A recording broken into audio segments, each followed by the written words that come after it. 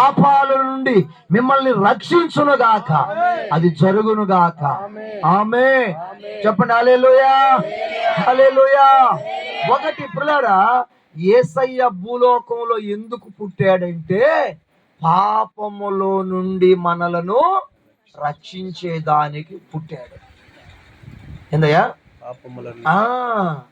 ఎందుకు పుట్టాడు ఆయన అంటే పాపములో నుండి తన ప్రజలను రక్షించుటకు, క్షమించుటకు, పవిత్రులుగా చేయుటకు, దుర్నీతి నుండి విడిపించుటకు ఆయన మన కోసము కలవరి సిలువలో ఎక్కక ముందు పశువుల పాకలో ఆయన మన కోసం పుట్టాడు.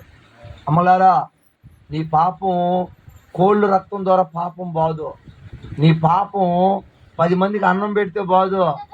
నీ పాపం దశంభాగాలు ఇస్తే బాదు. నీ పాపం ప్రతి ఆదివారం గుడికి వస్తే బాదు. ఆయన క్షమిస్తే నీ పాపం పోతుంది.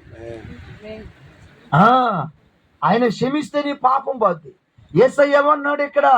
నా ప్రజలను పాపములో నుండి రక్షించుటకు నేను పుట్టాను అంటున్నాడు ఆయన.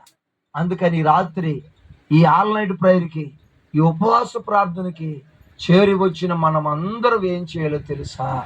మన ప్రతి పాపాన్ని ఒప్పుకొని విడిచిపెట్టాలి. ప్రతి పాపం జోలికి మనం వెళ్లకుండా మానుకోవాలి. అమ్మా, ఒక చిన్న విషయం చెప్తా, తల్ల పైకెత్తండి. పాపం అనేది పసిబిడ్డలాగా ముద్దు వస్తుంది. ఆ పసిబిడ్డలాగా ముద్దు వచ్చే ఆ పాపం నీ గొంతు పట్టుకుని నేను చంపేస్తాను. పాపం ద్వారా చచ్చిన వాళ్ళు ప్రపంచంలో కోట్ల మంది ఉన్నారు.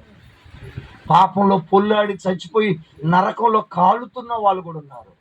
ఆ స్థితి నీకు నాకు రాకూడదని ఈ ప్రార్థనకి నిన్ను నన్ను తీసుకొచ్చి నీతో నాతో మాట్లాడుతున్న మాట, యేసయ్య ఎందుకు పుట్టాడు అంటే నీ పాపమును క్షమించడానికి పుట్టాడు. పాపములో నుండి నిన్ను రక్షించడానికి పుట్టాడు. పాపములో నుండి నిన్ను తప్పించడానికి పుట్టాడు.